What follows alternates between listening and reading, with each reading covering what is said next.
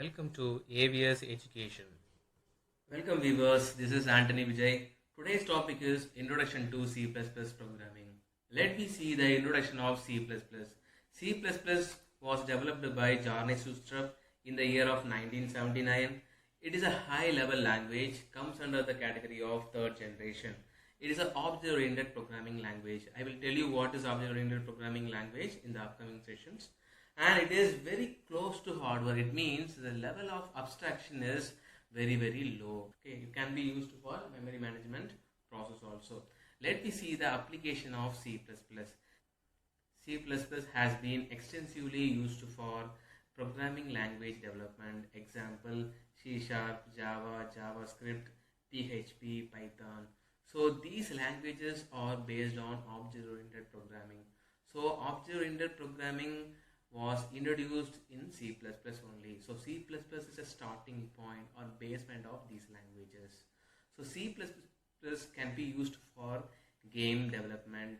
At the same time, if you want to do animation, that can also you can go for C++. If you want to do any hardware projects, that can also go for C++, like Raspberry Pi, Arduino. That type of projects can also done by C++. And if you want to develop any software like .exe files, that can also done by C++ programming. Let me see the basic C++ programming through CodeBlocks IDE. This is CodeBlocks IDE for C and C++ compilation. Let me see how to do the basic C++ programming. Okay. So first of all, you have to click File here, then choose File. So here there are so many formats. So in this you have to choose C++ source, then go, then next. So we are going to do C++ program, then choose C++ and then click next. Here you can give file name and path. Okay, so path I have already chosen. So let me see how to do the file. So under C, go to program files and click CodeBlocks and min GW, then bin, then you can type here. So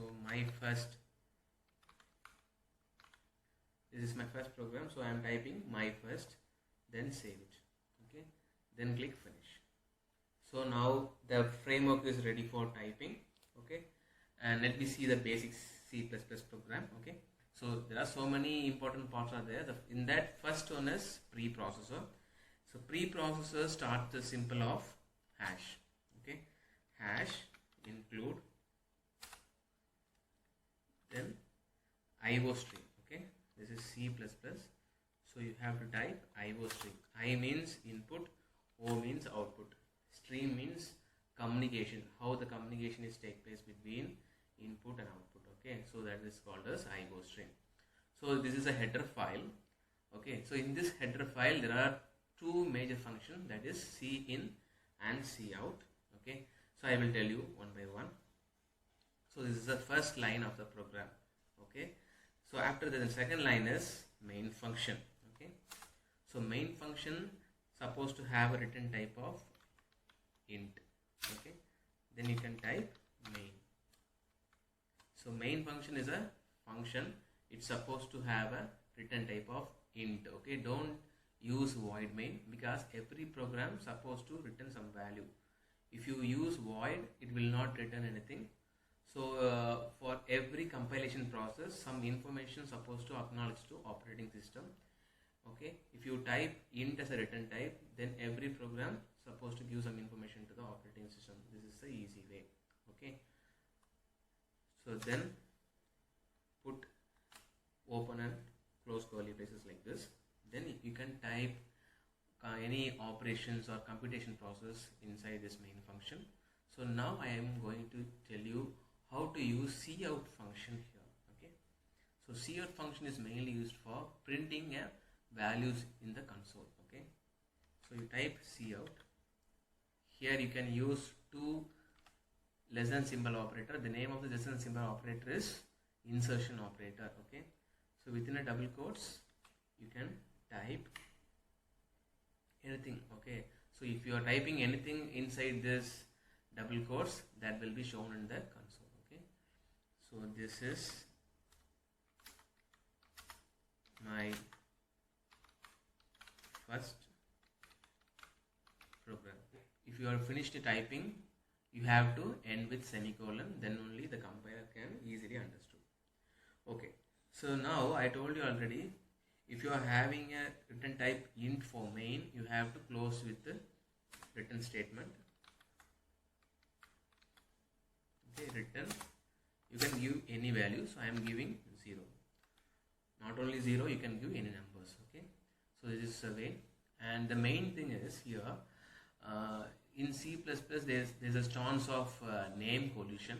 In order to avoid this name collision, you have to type one more line here, that is using name space std. Okay, so this line is very important. Okay, if you miss this line, automatically it will show you error in cout line.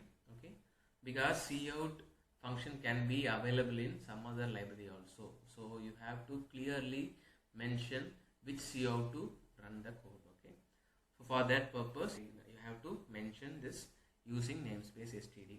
Okay, now the program is ready for compilation. First of all, click build. Build means compile, then go for run. This is my first program.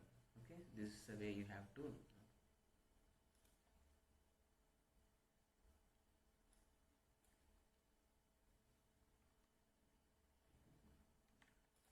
So this is the easy way to run the code. Okay, this is a basic C++ program. Okay, let me see how to do addition of two numbers. So actually, if you want to do addition of two numbers, you have to insert a variable inside the function. Okay, main function. So let me see the addition of two numbers.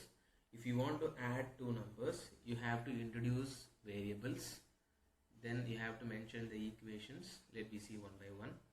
So first, so if you add two numbers, I need three variables. So int a comma b comma c. Okay, so I am giving value for a and b.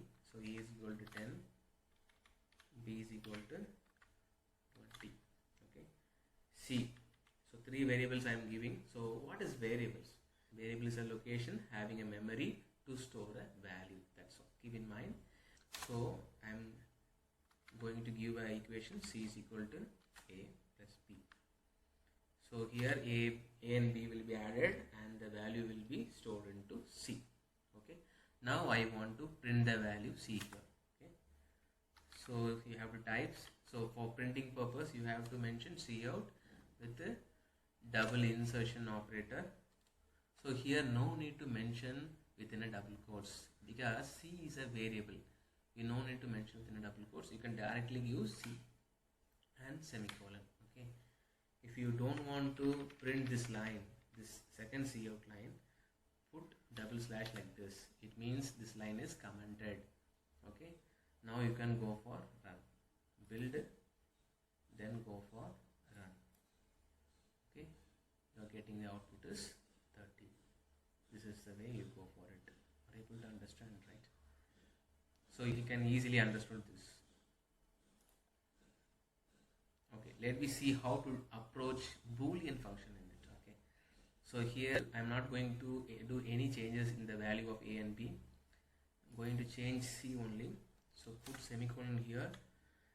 I am changing the type of c. Okay, bool c means actually Boolean is a data type.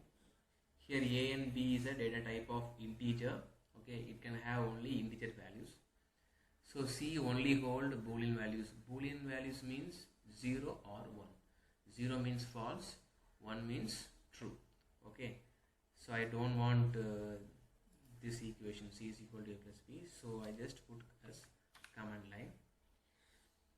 I am going to introduce new equation c is equal to a less than b, then semicolon.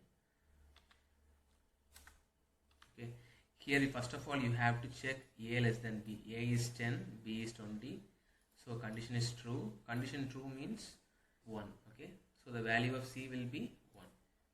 So now we are going to print the value like this, build it and then run. So you are getting output 1.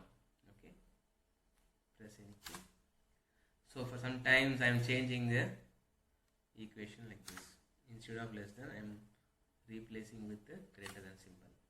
Now what will happen? Condition is fail. It means 0. So z is equal to 0. Okay, 0. So the thing is, Boolean can only hold 0 or 1. So this is the way you can go for it. Okay. So let me see how to print a character. This is very easy. Okay. So just command this line.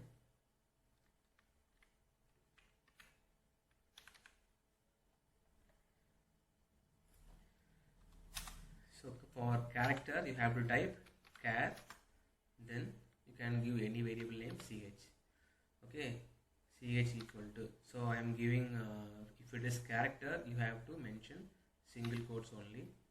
I am giving as a, finally with the semicolon. Keep in mind, actually what happened here, ch is a variable, it contains the value of a. Okay, so if you want to print this, you have to change the variable name as ch here, then only you will get the answer a. Okay, now again go for build and then run. So you are getting out like this. Okay, sometimes if you want to print a string means you're supposed to include one more header file. Okay, for that hash include string. Hash include string you have to type. Then so instead of character, I'm just commenting this line. Okay, then I go for string.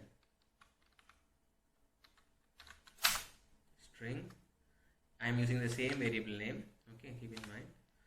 So once your usage of variable is over, you can reuse the variable name again and again. Okay, the compiler will not confuse because I am commanded this line. So this is not character right now.